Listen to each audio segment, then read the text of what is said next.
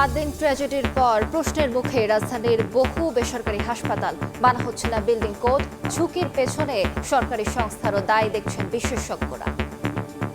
ব্যবসায়িক প্রতিষ্ঠান একটু বেশি আর হাসপাতাল একটু কম, বিলটা আদায় করাটাই তাদের কাছে আসলে মেইন কনসার্ন। হসপিটালগুলো আইনের ভিতরে থাকতে হবে। আমরা আসলে এক প্রকার জিম্বি। যারা এটাকে অনুমোদন দিয়েছে বা তদারকিটা করেনি তাদের কাছে জানা দরকার যে তারা এটা কেন করেছে। হাসপাতালকে ব্যবসার পাশাপাশি জনকল্যাণ এবং জননিরাপত্তা যেন ঠিক থাকে, পুরো বিষয়টাকে সামগ্রিকভাবে দেখতে হবে। 6 নবজাতক মৃত্যুর আইনি দিক খতিয়ে দেখছে তদন্ত কমিটি। বুধবারই দেওয়া হবে প্রতিবেদন। তদন্ত হবে 3 দিনের ভিতরে, সেই তদন্ত রিপোর্ট 3 তারিখের মধ্যে দাখিল হবে। অভিযোগ গঠনের মধ্য দিয়ে রামিসা ধর্ষণ হত্যা মামলার বিচার শুরু। কাল থেকে প্রতিদিন সাক্ষ্য গ্রহণ, স্বল্প সময়ে দৃষ্টান্তমূলক শাস্তির নজির করতে চায় রাষ্ট্রপক্ষ। ঈদের ছুটি শেষে কর্মব্যস্ত অফিস আদালত। সচিবালয়ে অফিস করেছেন প্রধানমন্ত্রী ও অন্যান্য মন্ত্রীরা। জনকল্যাণমুখী সিদ্ধান্তে সুফল পেয়েছে মানুষ, দাবি উপদেষ্টার। চলতি মাসে সরকার বিরোধী আন্দোলনে নামছে জামাত। প্রশাসনে দলীয়করণ সহ 3 অভিযোগ। গণতান্ত্রিক প্রক্রিয়ার বাইরে গেলে রাজনৈতিকভাবে মোকাবেলার হুঁশিয়ারি বিএনপির। হামের প্রকোপে কাবু প্রাপ্তবয়স্করাও কারো কারো ক্ষেত্রে নিতে হচ্ছে আইসিইউতে। পুষ্টি ঘাটতিতে থাকা শিশুরা কাবু হচ্ছে দ্রুত, জটিলতা হলে কালক্ষেপণ না করার পরামর্শ। এবং চলে গেলেন বর্ষিয়ান রাজনীতিবিদ ও মুক্তিযুদ্ধের সংগঠক তোফায়েল আহমেদ। ধানমন্ডিতে নামাজে জানাজা, কাল ভোলায় দ্বিতীয় জানাজার পর পারিবারিক কবরস্থানে দাফন।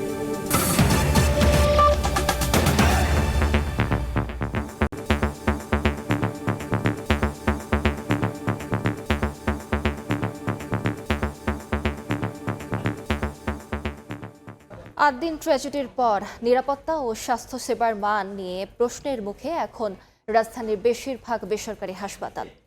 সরকার ও প্রশাসনের তৎপরতায় জানা গেছে হাসপাতালটিতে মানা হয়নি বিল্ডিং কোড ও অস্বাস্থ্যকর পরিবেশে দেয়া হতো চিকিৎসা সেবা।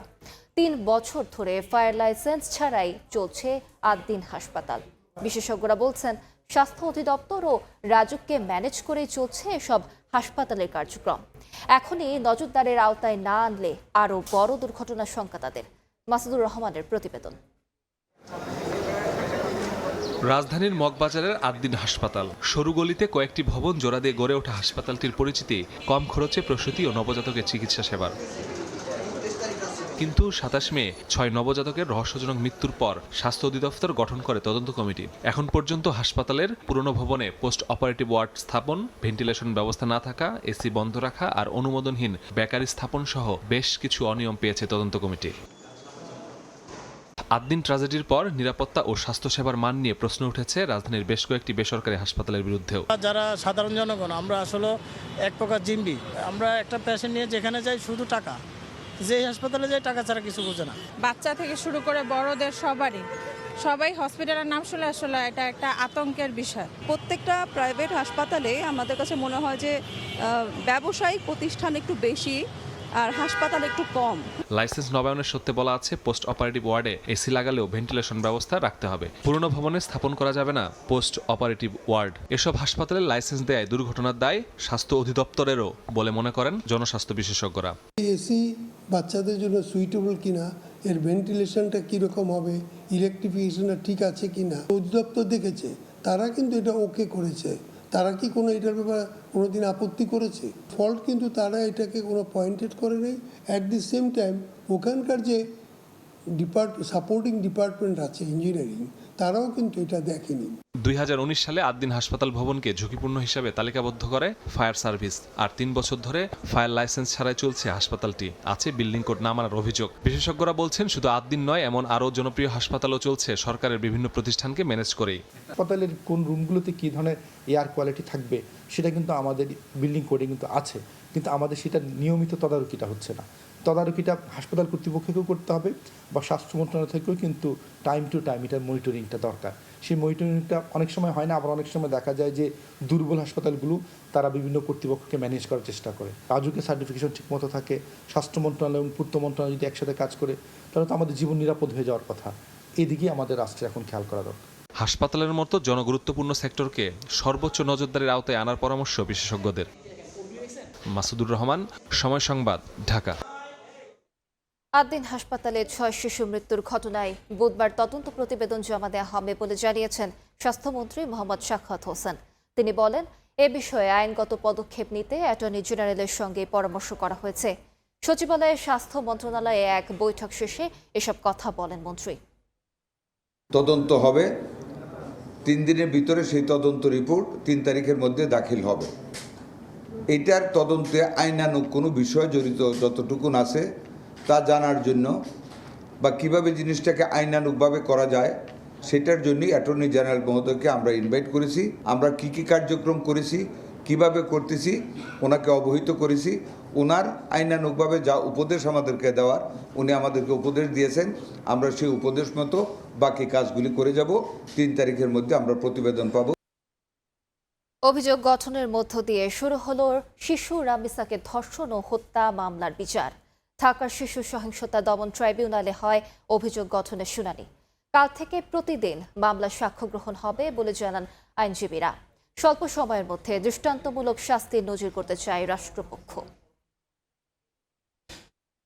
19 মে সকাল 9:30 থেকে দুপুর 12:15 এই সময়ের মধ্যে নির্মমভাবে শিশু রামিসাকে ধর্ষণ ও হত্যা করে সোহেল রানা, যা প্রতিবেশীদের কাছে তখনই স্বীকার করে সোহেলের স্ত্রী স্বপ্না। এসব তথ্য উঠে এসেছে মামলার চার্জশিটে। সোমবার সম্পূর্ণ চার্জশিট ঢাকার শিশু সহিংসতা দমন ট্রাইব্যুনালে পড়ে শোনান রাষ্ট্রপক্ষের আইনজীবী। এ সময় কাঠগড়ায় উপস্থিত ছিলেন সোহেল ও স্বপ্না। জোরালো কণ্ঠে স্ত্রীকে নির্দোষ দাবি করে সোহেল। রামিসা আক্তারকে ধর্ষণ করে হত্যাকাণ্ড ঘটান, ছোরা দিয়ে ক্ষত বিক্ষত করে বিভিন্ন আলামত পানি দিয়ে ধৌত করে নষ্ট করেন।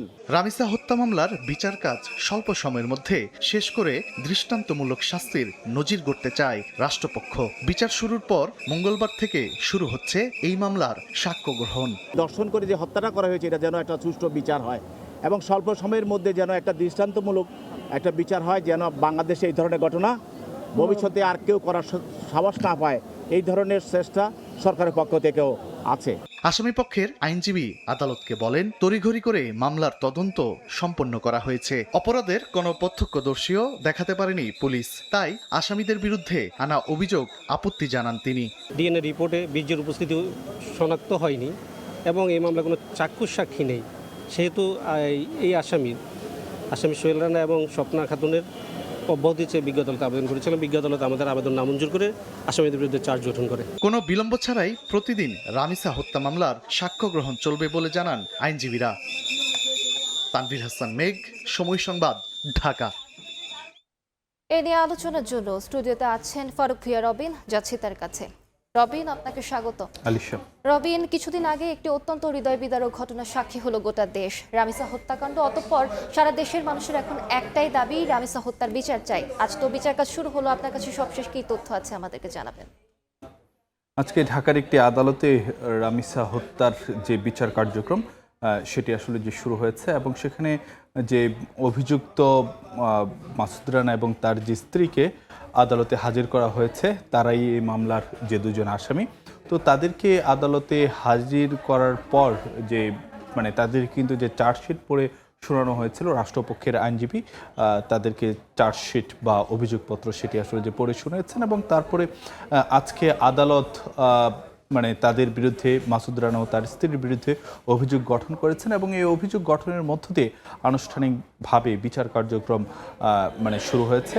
তবে এই যে বিচার কার্যক্রম আজ যে শুরু হলো, আগামীকাল থেকে অর্থাৎ মঙ্গলবার থেকেই মামলার সাক্ষ্য গ্রহণ শুরু হচ্ছে এবং যেটি বলা হচ্ছে যে প্রতিদিনই অর্থাৎ যে প্রতিটি কার্য দিবসেই এই যে সাক্ষ্য গ্রহণ সেটি আসলে যে নেওয়া হবে এবং আসামি পক্ষের তরফ থেকেও আসলে যে একজন আইনজীবী সেখানে ছিলেন।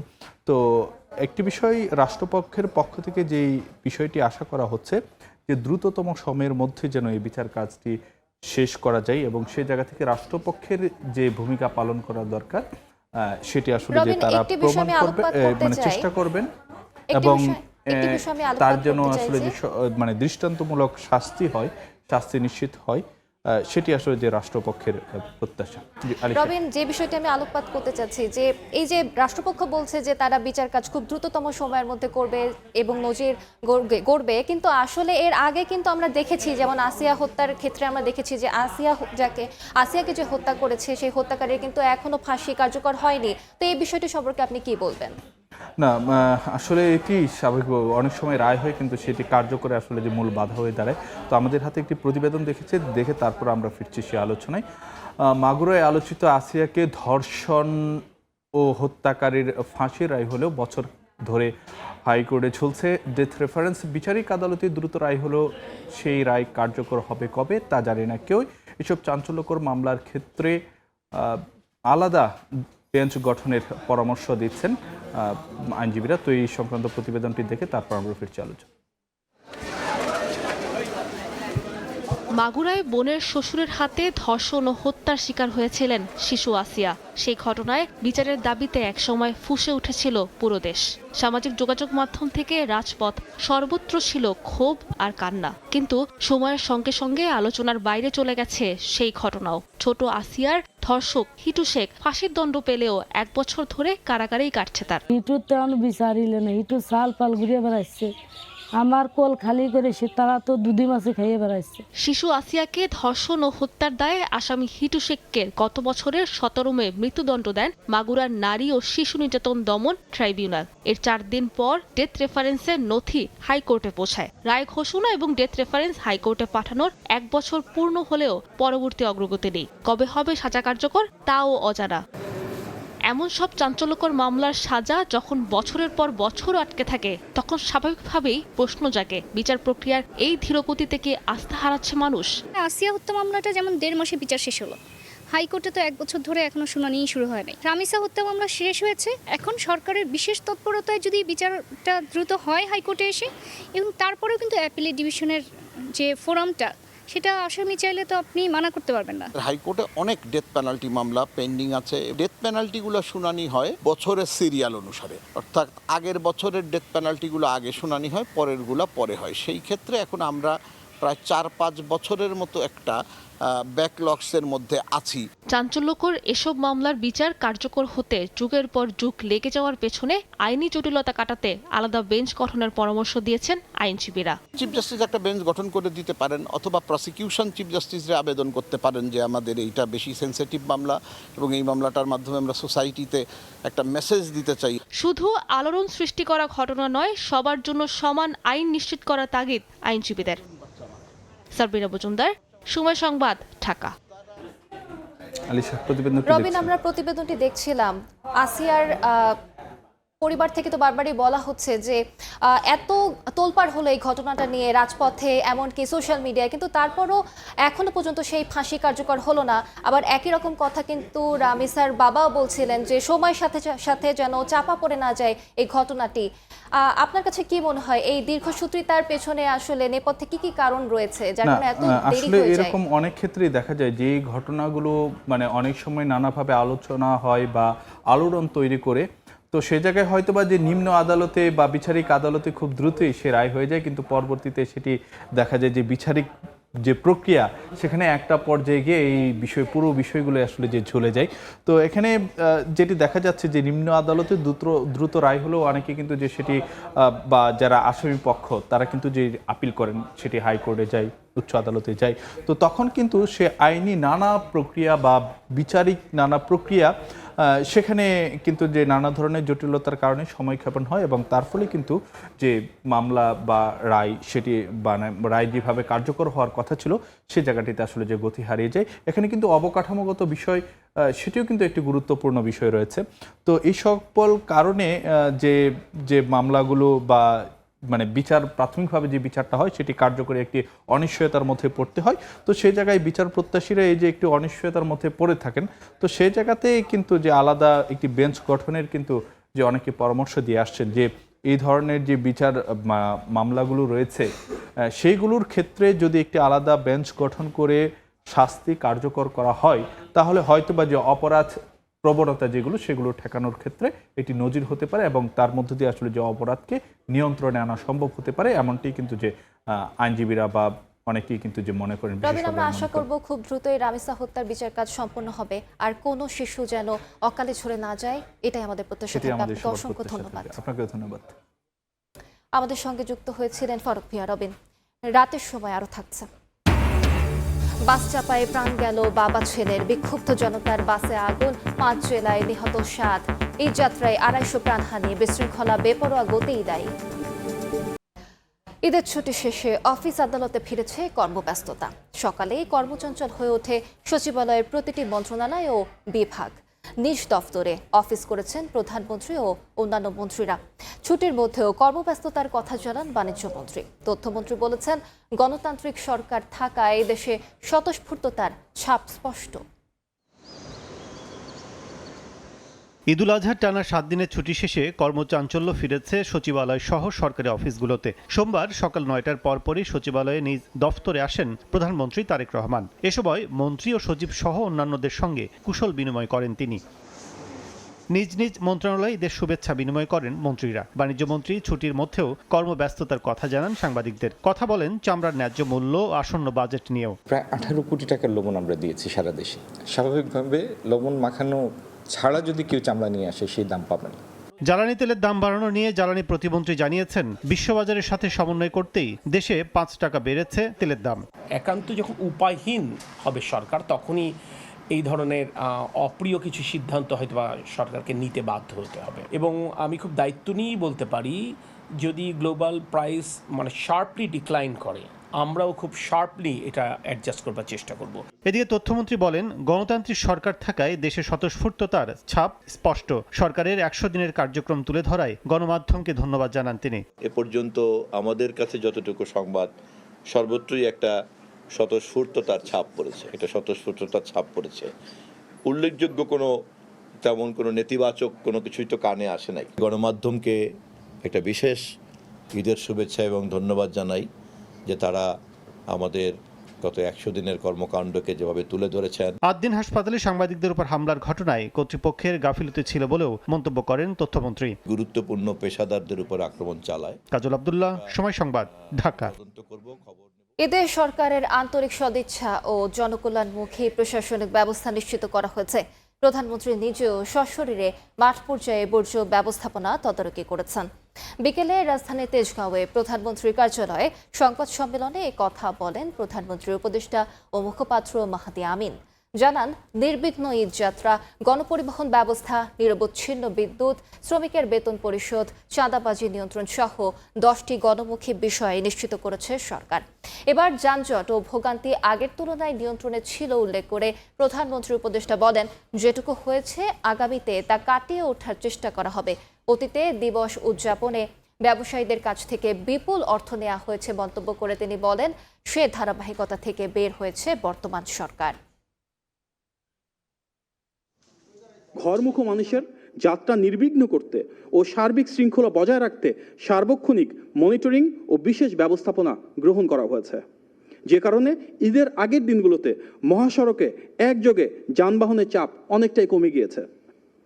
প্রতি বছরের যে চেনা ছবি, কিলোমিটারের পর কিলোমিটার যানজট এবং ঘন্টার পর ঘন্টা ভোগান্তি, এবারের ঈদ যাত্রায় তুলনামূলকভাবে নিয়ন্ত্রণে ছিল। কাল দ্বিতীয় দফায় জানাজা শেষে ভোলায় চিরনিদ্রায় শায়িত হবেন বর্ষিয়ান রাজনীতিবিদ তোফায়েল আহমেদ। সোমবার রাজধানীর ধানমন্ডিতে প্রথম জানাজা অনুষ্ঠিত হয়। এরপর দুপুরে রাজধানীর একটি বেসরকারি হাসপাতালে মারা যান ছাত্র রাজনীতির নক্ষত্র থেকে মহান মুক্তিযুদ্ধের ইতিহাসের বাঁক বদলের সাক্ষী তোফায়েল আহমেদ।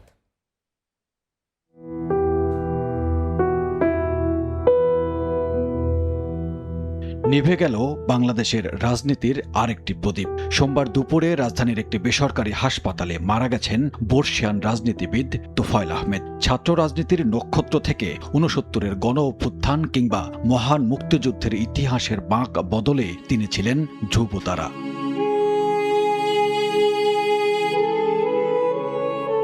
আট দশকের জীবনে রাজনীতির নানা চড়াই উত্তরায় পেরোনো তোফায়েল আহমেদ দীর্ঘদিন ধরে ভুগছিলেন নিউমোনিয়াজনিত শ্বাসকষ্ট, হৃদরোগ সহ নানা জটিলতায়। তার মৃত্যুর খবরে ছুটে আসেন দীর্ঘদিনের সহকর্মী, রাজনীতিবিদ ও শুভানুধ্যায়ীরা। শেষবারের মতো তোফায়েল আহমেদের মরদেহ দেখার অপেক্ষায় জড়ো হন অনেকেই। এ সময় স্মৃতিচারণ করেন তারা।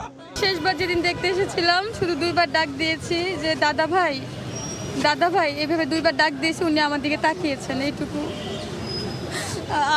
আর তার সাথে আছে আর তাকাই নেই। তার যে বলিষ্ঠ ভূমিকা, তার যে অবদান দেশ স্বাধীনতা মাতৃকার প্রতি, সেটা আমাদেরকে যুগ যুগ ধরে অনুপ্রেরণা যোগাবে। দল মত নির্বিশেষে সারা বাংলাদেশের মানুষের জন্য সে নিবেদিত প্রাণ ছিল। 1958 সাল থেকে আমি তোফায়েলকে চিনি। গণ অভ্যুত্থানের নায়ক, স্বাধীনতা যুদ্ধের সংগঠক, এদেশের গণতান্ত্রিক আন্দোলনের প্রথম সারির নেতা। প্রথম দফায় বাদ মাগরিব জানাজা হয় ধানমন্ডির তাকোয়া মসজিদে।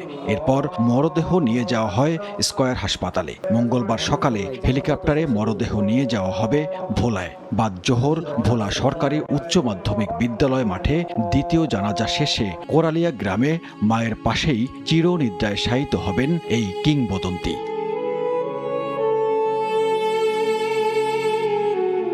ছাত্রজীবন থেকে রাজনীতি যার পেশা ও নেশা। 1967 থেকে 69 ছিলেন ডাকসুর ভিপি। 69-এর গণ অভ্যুত্থানের নায়ক। মাত্র 27 বছর বয়সে 1970-এর নির্বাচনে পাকিস্তান পরিষদের সদস্য হন। মুক্তিযুদ্ধের অন্যতম সংগঠক, পরবর্তীতে শেখ মুজিবুর রহমানের ঘনিষ্ঠ সহচর। দীর্ঘ 6 দশকের রাজনৈতিক ক্যারিয়ারে 9 বার এমপি নির্বাচিত হন। দায়িত্ব পালন করেন শিল্প ও বাণিজ্য মন্ত্রী হিসেবে। রাজনীতি ছাপিয়ে যার নাম বাংলাদেশের জন্মের ইতিহাসে অম্লান হয়ে থাকবে, তিনি তোফায়েল আহমেদ। সানবীর রূপল, সময় সংবাদ, ঢাকা। প্রশাসনে দলীয়করণ ও ব্যাংকিং ব্যবস্থায় অযাচিত হস্তক্ষেপ সহ 3 অভিযোগে সরকারের বিরুদ্ধে জুন থেকে বৃহৎ আন্দোলনে নামছে জামাত।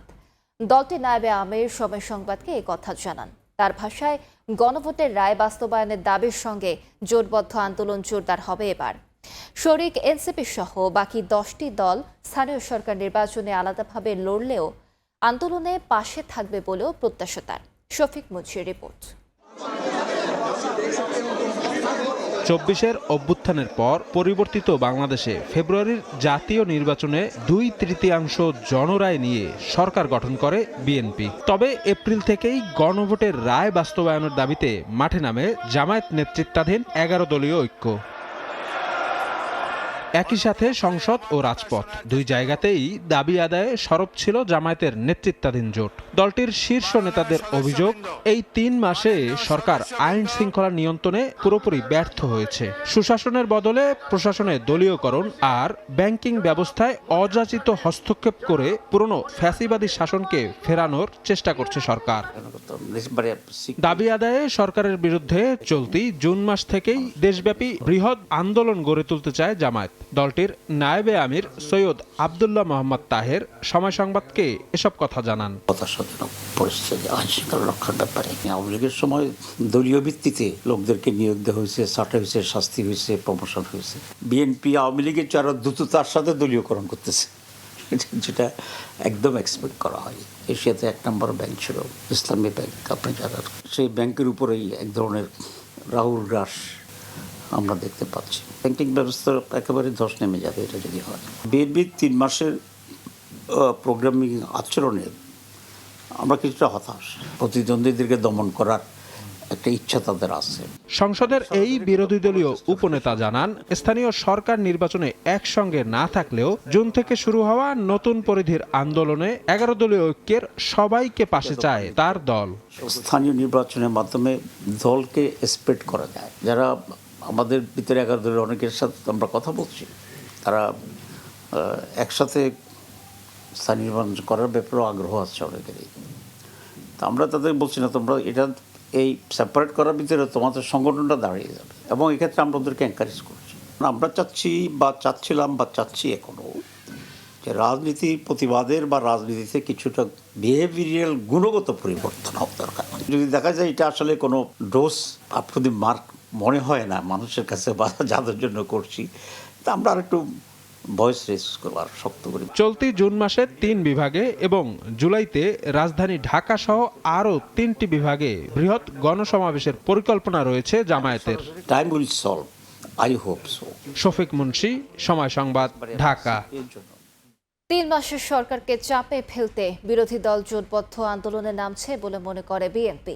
গণতান্ত্রিক প্রক্রিয়ায় রাজপথে না নামলে তা আইনি ও রাজনৈতিকভাবে মোকাবেলা করা হবে বলে জানান দলের সিনিয়র নেতারা। জানান রাজপথেই জবাব দেওয়ার প্রস্তুতি নিচ্ছে বিএনপির অঙ্গ ও সহযোগী সংগঠন। হাসান ওয়ালির প্রতিবেদন। শপথ করিতেছি যে আমি আইন অনুযায়ী। এত সব আত্মত্যাগে ত্রয়োদশ জাতীয় সংসদ নির্বাচনে ইতিহাস গড়ে সরকার গঠন করে বিএনপি। তাই সরকারের 3.5 মাসের মধ্যে জামায়াত সহ বিরোধী দলগুলো রাজপথে আন্দোলনের হুমকিতে ষড়যন্ত্র দেখছে বিএনপি। নেতারা বলছেন রাজপথ ভয় পায় না দলটির নেতারা। বিরোধী দল এখনকার স্বাভাবিক পরিস্থিতিকে একটু অস্বাভাবিক করার এক ধরনের অপচেষ্টা চলছে। আমরা মনে করি বাংলাদেশ জাতীয়তাবাদী ছাত্রদল, জামাত ইসলাম এবং এনসিপির এই যে রাজনৈতিক হুমকি দিচ্ছে, এটাকে আমরা রাজপথে মোকাবেলা করব। সব কিছুই মোকাবেলার একমাত্র পদ্ধতি হলো পরিশ্রম, সততার সাথে কাজ করে সাধারণ মানুষ যে আমাদেরকে ভোট দিয়েছে তার সেই প্রত্যাশাটা পূরণ করা। যদি সেই প্রত্যাশাটা আমরা পূরণ করি তাহলেই কেবল সকল চ্যালেঞ্জ গণতান্ত্রিকভাবেই মোকাবেলা করা সম্ভব হবে। 3.5 মাসে সরকারের বিরুদ্ধে আন্দোলন জনগণ ভালোভাবে নেবে না বলে মনে করেন বিএনপি নেতারা। আন্দোলনের নামে বিরোধীদের রাজপথ দখলের হুমকি কতটা গণতান্ত্রিক তা নিয়েও প্রশ্ন দলটির সিনিয়র নেতাদের। জনগণের নির্বাচিত, বিশালভাবে নির্বাচিত একটা সরকার ক্ষমতায় মাত্র 3 মাস, এর মধ্যে যারা আন্দোলনে ধোঁয়া তুলছে তাদের সম্বন্ধে জনগণের কি ধারণা হবে সেটা তাদেরকে ভেবে দেখতে হবে। দলগুলোর যে সাংবিধানিক যে অধিকার আছে, ক্ষমতা আছে, এবং আপনার যে প্রতিবাদ করার যে অধিকার তাদের আছে, এগুলোকে আমরা কখনোই বাধাগ্রস্ত করব না। তবে আইন নিজের হাতে তুলে নেওয়াকে আমরা কখনোই আপনার এটা মেনে নেব না। বিশেষ করে আপনার এই মব তৈরি করে চাপ সৃষ্টি করা, এটাকে আমরা মেনে নেব না। রাজপথের পাশাপাশি সাংগঠনিক কার্যক্রমে গতি আনতে মেয়াদ উত্তীর্ণ কমিটি পুনর্গঠনও দলের জাতীয় কাউন্সিলের প্রস্তুতি নিচ্ছে বিএনপি। হাসান ওয়ালি, সময় সংবাদ, ঢাকা। 1996 সালে ক্ষমতা হারানোর পর শেখ হাসিনা ক্ষমা চেয়ে ভোটে এসেছিলেন। জামায়াতে ইসলামীও অতীত কর্মকাণ্ডের জন্য ক্ষমা চেয়ে ভোট প্রার্থনা করেছে।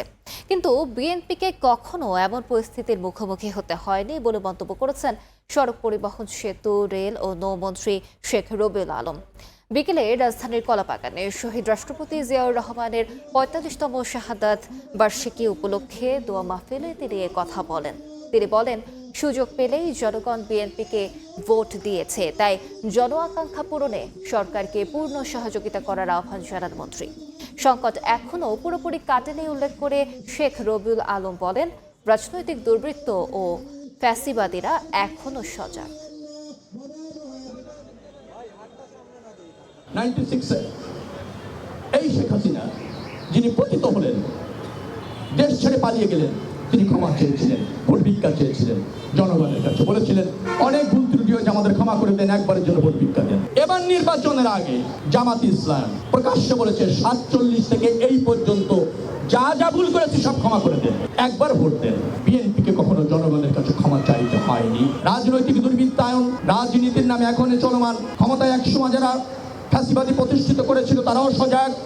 নতুন করে যারা ফ্যাসিবাদী হয়ে রাষ্ট্র ব্যবস্থাপনায় যেতে চায় বা করতে চায় তারাও সজাগ। বিচারের দীর্ঘসূত্রিতার কারণে দেশে অপরাধ বাড়ছে বলে মন্তব্য করেছেন বিরোধী দলীয় নেতা ও জামায়াতের আমির ডক্টর শফিকুর রহমান। বিকেলে জাতীয় হৃদরোগ ইনস্টিটিউটে চিকিৎসাধীন রামিসার বাবার সঙ্গে সাক্ষাৎ শেষে এই কথা বলেন তিনি। পবিত্র হজ পালন শেষে দেশে ফিরে বিমানবন্দর থেকে সরাসরি সেখান থেকে যান জামায়াত আমির। এ সময় শিশু রামিসা হত্যার বিচারে সরকারের প্রতিশ্রুতি 100% বাস্তবায়ন হবে বলে প্রত্যাশা করেন তিনি। সরকার আন্তরিক হলে দ্রুত বিচার সম্ভব বলে মনে করেন বিরোধী দলের নেতা। মাননীয় প্রধানমন্ত্রী তাদের বাসায় গিয়ে আশ্বস্ত করেছেন 15 দিনের মধ্যে বিচার সম্পন্ন করবেন। আমরা দেখতে চাই প্রধানমন্ত্রীর কমপক্ষে এই ওয়াদাটা 100% বাস্তবায়ন হবে। একথা বারবার বলেছি আমরা যে এরপরেও আর এই ধরনের দেখতে চাই না, কিন্তু না, ওই চলছে, বন্ধ হচ্ছে না। তার মূল কারণ হলো বিচারের নামে অবিচার, বিচারের নামে দীর্ঘসূত্রিতা, এবং বিচারের নামে তামসা, এর কারণে বিচারের প্রতি মানুষের কোনো আস্থা নাই। হাম উপসর্গ নিয়ে মারা গেছে আরও 3 জন। হাসপাতালে ভর্তি 1134 জন। সংক্রমিত এই রোগে কাবু হচ্ছেন প্রাপ্তবয়স্করাও। কারো কারো ক্ষেত্রে নিতে হচ্ছে আইসিইউতে। আর অপুষ্টিতে ভোগা শিশুরা কাহিল হচ্ছে দ্রুত। উপসর্গ দেখা দিলেই চিকিৎসকদের দ্বারস্থ হওয়ার পরামর্শ বিশেষজ্ঞের। শিশুদের পাশাপাশি প্রাপ্তবয়স্করাও আক্রান্ত হচ্ছেন হামে। 35 বছর বয়সী হাসান মাহমুদ সুমনকে মাত্র 2 দিনেই কাবু করেছে এই রোগ। বান্দরবানের লামায় চিকিৎসকরা অসহায়ত্ব প্রকাশ করায় এসেছেন রাজধানীর মহাখালী ডিএনসিসি হাসপাতালে। এখনও তাকে নিয়ে উদ্বিগ্ন পরিবার। 20 মিনিট ভালো থাকে, আবার জ্বর উঠে, তারপরে 3 দিন যাওয়ার পর ওর গায়ের মধ্যে র্যাশ উঠে, তারপর পাতলা পায়খানাও ছিল প্রথম দিক থেকে, একবার দুবার করছে। শুধু হাসান মাহমুদ নন, হামে আক্রান্ত হয়ে প্রাপ্তবয়স্ক 42 জন ভর্তি আছেন ডিএনসিসি হাসপাতালে। তাদের মধ্যে 5 জনকে আইসিইউতে নিতে হয়েছে। সংক্রমণ না কমায় বিষয়টি উদ্বেগ বাড়িয়েছে চিকিৎসকদের। ডিএনসিসি হাসপাতালে এখনও বাড়ছে রোগীর চাপ। 13টা হাসপাতালে ঘুরে আমি কোনো আইসিইউ পাইনি। 12-13টা ওষুধ দিছিল আমাকে, তো এখানে এসে মাত্র 4টা ওষুধ দিছে। 2 ডাক্তার দেখেছে এই ওষুধ খাওয়াবেন না, এই ওষুধ কেন খাওয়াইতেছেন, বাচ্চার ক্ষতি হবে। এখন আমরা যে মনে করেন ডাক্তারি বিরোধিতা করতেছে। বিশেষজ্ঞরা বলছেন টিকার কার্যকারিতা সুফল পেতে সময় লাগবে। এছাড়া পুষ্টি ঘাটতিতে থাকা শিশুরা কাবু হচ্ছে দ্রুত। হার্ড ইমিউনিটিও যদি ডেভেলপ করার কথা চিন্তা করি, তাহলে এটা মাসখানেক সময় দিতে হবে, যেটা এখন গ্রো করছে, মানে প্রসেসিংয়ে আছে। টিকার বেনিফিট আমরা পাবো, এটা অবশ্যই বেনিফিশিয়াল, টিকার কোনো বিকল্প নেই, কিন্তু সেটার সম্পূর্ণ ফিডব্যাকটা আমরা এখনো পাইনি। যেই বাচ্চাগুলি অপুষ্টির শিকার, তাদের মধ্যে কিন্তু হামের ভয়াবহতাটা বেড়ে যাচ্ছে। জটিলতা এড়াতে লক্ষণ দেখা দিলেই দেরি না করে চিকিৎসা শুরুর পরামর্শ দিচ্ছেন বিশেষজ্ঞরা। শফিকুজ্জামান রুবেল, সময় সংবাদ, ঢাকা। রাতের সময় আরো থাকছে। ককরোচ জনতার পার্টির ঝড় থামছে না ভারতে। প্রাণনাশের ঝুঁকি নিয়েই দেশে ফিরছেন অভিজিৎ দ্বীপ। আন্দোলনের পেছনে পাকিস্তান জড়িত ফের অভিযোগ। ইসলামী ব্যাংকের নতুন চেয়ারম্যান খুরশিদ আলমের পদত্যাগ দাবিতে গ্রাহকদের ব্যানারে বিক্ষোভ হয়েছে মতিঝিলে। আন্দোলনকারীদের ছত্রভঙ্গ করতে টিয়ারশেল ও জলকামান ব্যবহার করে পুলিশ। বিক্ষোভকারীদের অভিযোগ, নতুন চেয়ারম্যানের নিয়োগে ব্যাংকটি আস্থার সংকটে পড়েছে। ঈদের পর প্রথম কর্মদিবসে উত্তপ্ত মতিঝিলের ব্যাংকপাড়া। ইসলামী ব্যাংকের নতুন চেয়ারম্যান খুরশিদ আলমের পদত্যাগের দাবিতে গ্রাহকদের ব্যানারে বিক্ষোভ ছত্রভঙ্গ হয় পুলিশের টিয়ারশেল ও জলকামানে। বিক্ষোভকারীদের অভিযোগ, খুরশিদ আলম বাংলাদেশ ব্যাংকের সাবেক ডেপুটি গভর্নর ছিলেন। 2024 সালের 5ই আগস্ট রাজনৈতিক পট পরিবর্তনের পর কেন্দ্রীয় ব্যাংকের কর্মকর্তাদের আন্দোলনের মুখে তিনি পদত্যাগ করেন। তার নিয়োগে ব্যাংকটি আস্থার সংকটে পড়বে বলে দাবি তাদের। আমরা আমাদের টাকা পয়সা এখনো রাখছিলাম ব্যাংকে। আমাদের মূল দাবিটা হলো যাতে এসএলএমের গ্রুপের কেউ ইসলামী ব্যাংকে ঢোকানো না হয়। আমরা চাই না যে আমাদের যে কষ্ট অর্জিত টাকা অন্য কেউ এসে নিয়ে যাক। লক্ষ টাকা আমরা এই যে ব্যাংকে রাখছি, এখন এটা নিশ্চয়তা কি দিবে। সংবাদ সম্মেলনে গ্রাহকদের ব্যানারে আন্দোলনকারীরা নতুন চেয়ারম্যানের পদত্যাগ দাবি করেছেন। পাশাপাশি এস আলমের সম্পত্তি জব্দ করে সেই অর্থ ব্যাংকে ফিরিয়ে আনার দাবি জানান তারা। চেয়ারম্যানের আমরা পদত্যাগ চাচ্ছি, যিনি আগে এমডি ছিলেন বা এখনো যাকে ছুটিতে রাখা হয়েছে, ওমর ফারুক খানকে আমরা পুনর্বহাল চাচ্ছি। ব্যাংক পরিচালনা করতে ব্যর্থ হচ্ছে, সেই কারণে আমরা গভর্নরের পদত্যাগ চাচ্ছি। এদিকে নতুন চেয়ারম্যানের সভাপতিত্বে প্রথম পর্ষদ সভার অনুমোদন দেয় বাংলাদেশ ব্যাংক। এমন খবরে বিক্ষোভকারী আমানতকারীরা ঢুকে পড়েন ইসলামী ব্যাংকের প্রধান শাখার প্রশাসনিক ভবনে। এমন অবস্থায় বিক্ষোভের মুখে পণ্ড হয়ে যায় সেই বৈঠকও। গ্রাহকদের অনীহা আছে, আর গ্রাহকদের যে তাদের ইচ্ছা অনিচ্ছা কিন্তু আমাদের সম্মান আছে, শ্রদ্ধা আছে, আমরা এটা করতে পারতেছি না। বাংলাদেশ ব্যাংকের সাথে আমাদের যোগাযোগ হয়েছে। 24 মে ইসলামী ব্যাংকের চেয়ারম্যানের পদ থেকে পদত্যাগ করেন অধ্যাপক ডক্টর এম জুবাইদুর রহমান। একই দিনে খুরশিদ আলমকে ব্যাংকটির নতুন চেয়ারম্যান ও স্বতন্ত্র পরিচালক হিসেবে নিয়োগ দেয় বাংলাদেশ ব্যাংক। সেলিয়া সুলতানা, সময় সংবাদ, ঢাকা। এবার বাণিজ্যের সংবাদ।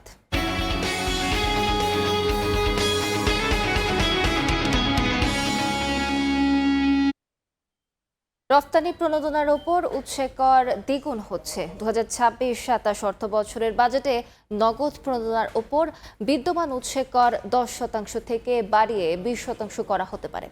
প্রণোদনার হার অপরিবর্তিত থাকলে কর বাড়িয়ে অতিরিক্ত প্রায় 900 কোটি টাকা রাজস্ব আদায়ের পরিকল্পনা এনবিআর এর। বৈদেশিক মুদ্রা আয়ের মাধ্যমে রিজার্ভ ধরে রেখে অর্থনীতির চাকা শক্তিশালী করতে তৈরি পোশাক খাত, পাটজাত পণ্য, ফার্মাসিউটিক্যাল সহ প্রায় 43টি রফতানি খাতে প্রণোদনা দেয় সরকার।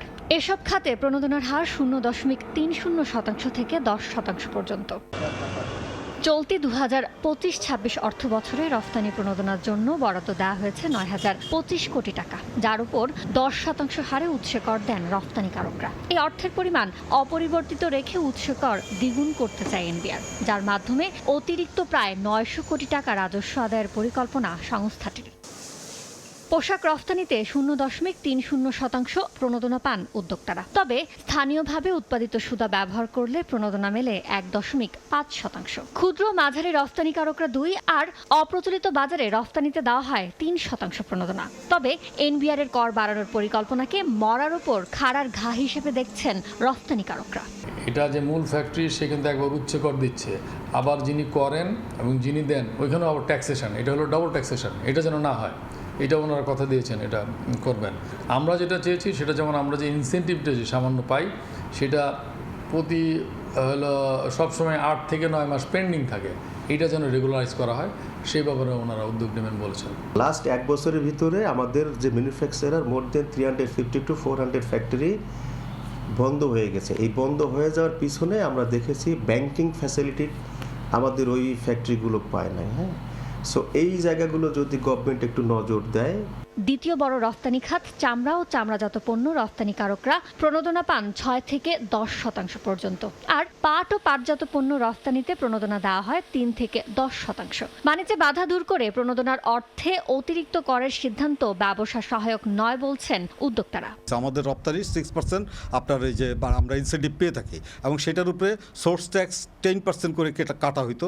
এখন যদি এটা 20% করে তাহলে এটা আর আমাদেরকে দেওয়ারও তো দরকার নেই, আমরা যেটা মনে করি। কারণ আমাদের এইবারের দাবি হলো আমাদের সোর্স ট্যাক্সটা যেন মকুব করা হয়। সরকারি কোষাগারে থাকা প্রণোদনার অর্থের সরবরাহ কতটা পর্যাপ্ত রয়েছে তা বিবেচনা নিয়ে অগ্রাধিকারমূলক খাতে নীতি সহায়তা দেওয়ার তাগিদ অর্থনীতিবিদদের। এটা তো সরকারের কোষাগার থেকে খরচটা যাবে, কিন্তু সেটার বিপরীতে সরকারের কি যথেষ্ট অর্থ রয়েছে কিনা, আমি কোথায় ট্রেড অফ করব সেটাই কিন্তু বিষয়। অলরেডি তো প্রণোদনা আছে 10%, সেটাকে আরও বাড়িয়ে সরকার কি সেটা তার যে আহরণ, রাজস্ব আহরণ, সেটা থেকে এটা মেটাতে পারবে কিনা। নতুন অর্থ বছরে মোট 6,95,000 কোটি টাকা রাজস্ব আদায় করতে চায় সরকার, যার মধ্যে এনবিআরকে দেওয়া হয়েছে 6,04,000 কোটি টাকা আদায়ের দায়িত্ব।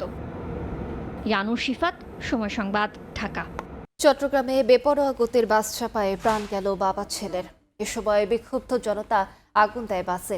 আর নাটোরের সিংড়ায় ট্রাকের ধাক্কায় প্রাণ গেছে মোটরসাইকেলের 2 আরোহীর। পটুয়াখালীতে মোটরসাইকেল নিয়ন্ত্রণ হারিয়ে মারা গেছেন একজন। এছাড়া গাইবান্ধায় ও নোয়াখালীতে গাড়ি চাপায় মারা গেছেন 2 জন। দাউ দাউ করে বাসে জ্বলছে আগুন, চারদিকে ধোঁয়ার কুণ্ডলী। বেপরোয়া গতির বাস চাপায় প্রাণ গেল বাবা ছেলের। এরই জেরে বিক্ষুব্ধ জনতা আগুন দেয় বাসে। সকালে চট্টগ্রামের ফটিকছড়ির উত্তর পাইদং এলাকায় বেপরোয়া গতির বিআরটিসির বাস প্রথমে সিএনজি অটোরিকশাকে ও পরে মোটরসাইকেলকে ধাক্কা দেয়। এতে ঘটনাস্থলে মোটরসাইকেলে থাকা বাবা ছেলের মৃত্যু হয়। আহত হন সিএনজি অটোরিকশার 4 যাত্রী। পরে সড়ক অবরোধ করে বাসে আগুন দেয় বিক্ষুব্ধ জনতা। আটক করা হয় বাস চালককে।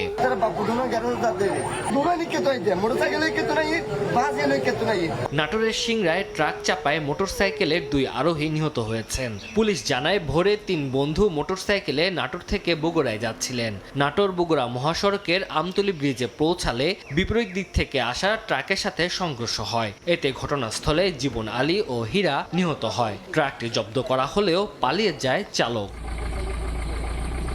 শরীয়তপুর থেকে 3 বন্ধু জিসান, রাব্বি ও আবির মোটরসাইকেলে কুয়াকাটায় যাচ্ছিলেন। এ সময় পথচারীকে বাঁচাতে গিয়ে মোটরসাইকেলের চালক নিয়ন্ত্রণ হারিয়ে সড়কে ছিটকে পড়ে। গুরুতর আহত হন তারা। আহত হন ওই পথচারীও। তাদের উদ্ধার করে হাসপাতালে নিলে জিসানকে মৃত ঘোষণা করে চিকিৎসক।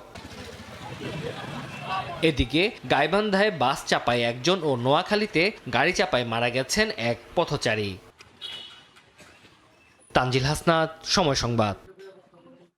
চট্টগ্রামে আবাসিক হোটেল থেকে স্বামী স্ত্রীর মরদেহ উদ্ধার করা হয়েছে। এদিকে তুচ্ছ ঘটনাকে কেন্দ্র করে মুন্সিগঞ্জে বৃদ্ধকে কুপিয়ে হত্যার অভিযোগ উঠেছে। এই ঘটনায় বাবা ছেলে আটক করা হয়েছে। অন্যদিকে নেত্রকোনায় পুকুর থেকে নবজাতকের লাশ উদ্ধার করা হয়েছে। পুলিশ জানায়, রোববার রাতে ওই দম্পতি নগরীর রয়্যাল পার্ক হোটেলের একটি কক্ষ ভাড়া নেন। সকালে রুম থেকে তাদের লাশ উদ্ধার করে পুলিশ। হোটেলের রেজিস্ট্রার বলছে, নিহত পুরুষের নাম মোহাম্মদ রিপন ও নারীর নাম সোনিয়া। দুজনেরই এটি দ্বিতীয় বিয়ে ছিল। এদিকে মুন্সিগঞ্জের টঙ্গীবাড়ি উপজেলার চাঠাতিপাড়া গ্রামে তুচ্ছ ঘটনাকে কেন্দ্র করে এক বৃদ্ধকে কুপিয়ে হত্যার অভিযোগ উঠেছে। এই ঘটনায় বাবা ও ছেলেকে আটক করা হয়েছে। অন্যদিকে নেত্রকোনার বারহাট্টায় পুকুর থেকে ছেলে নবজাতকের ভাসমান মরদেহ উদ্ধার করা হয়েছে। গ্রেফতার ও প্রাণনাশের ঝুঁকি নিয়ে ভারতে ফিরছেন আলোচিত ককরোচ জনতা পার্টির প্রতিষ্ঠাতা অভিজিৎ দীপক।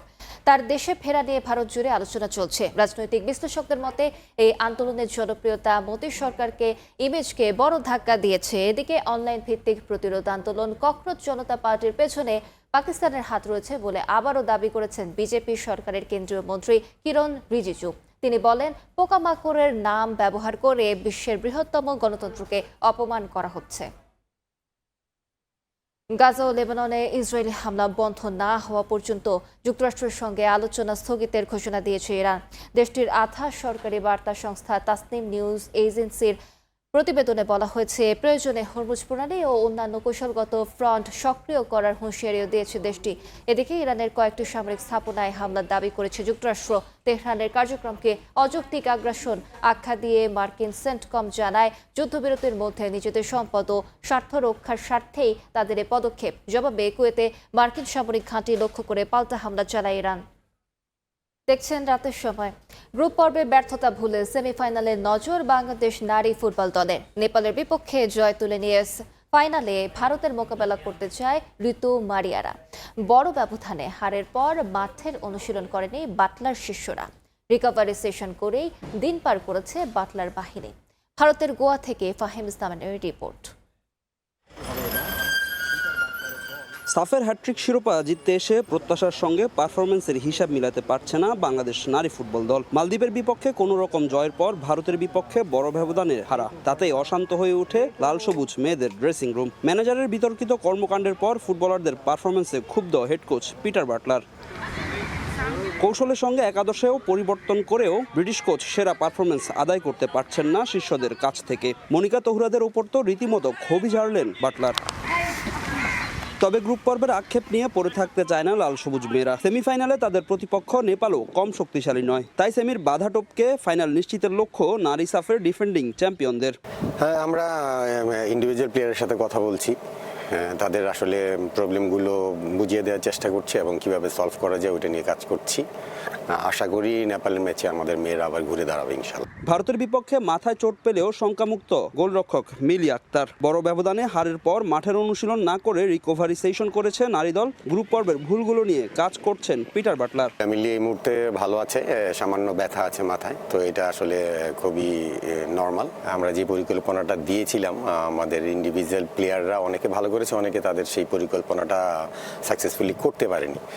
ইন্ডিয়ার মতো টিমের এগেনস্টে যখন আপনি খেলতে যাবেন, সব ডিপার্টমেন্ট একসাথে পারফর্ম করতে না পারলে আসলে এটার পানিশমেন্ট আপনাকে পেতেই হবে। আগামী বুধবার সেমি লড়াইয়ে নেপালের মুখোমুখি হবে বাংলাদেশ নারী ফুটবল দল। সেখানেই হিমালয় কন্যাদের হারিয়ে ফাইনাল নিশ্চিত করতে চায় সাফের দুবারের চ্যাম্পিয়নরা। ফাহিম ইসলাম, সময় সংবাদ, গোয়া, ভারত। এ পর্যায়ে শীর্ষ সংবাদগুলো জানিয়ে দিচ্ছি আরেকবার। ৮ দিন ট্র্যাজেডির পর প্রশ্নের মুখে রাজধানীর বহু বেসরকারি হাসপাতাল। মানা হচ্ছে না বিল্ডিং কোড। শিশু মৃত্যুর আইনি দিক খতিয়ে দেখছে কমিটি। বুধবার প্রতিবেদন। অভিযোগ গঠনের মধ্য দিয়ে রামিসা ধর্ষণ হত্যা মামলার বিচার শুরু। কাল থেকে প্রতিদিন সাক্ষ্য গ্রহণ। স্বল্প সময়ে দৃষ্টান্তমূলক শাস্তির নজির গড়তে চায় রাষ্ট্রপক্ষ। এবং চলে গেলেন বর্ষিয়ান রাজনীতিবিদ ও মুক্তিযুদ্ধের সংগঠক তোফায়েল আহমেদ। ধানমন্ডিতে নামাজ জানাজা। কাল ভোলায় দ্বিতীয় জানাজার পর পারিবারিক কবরস্থানে দাফন।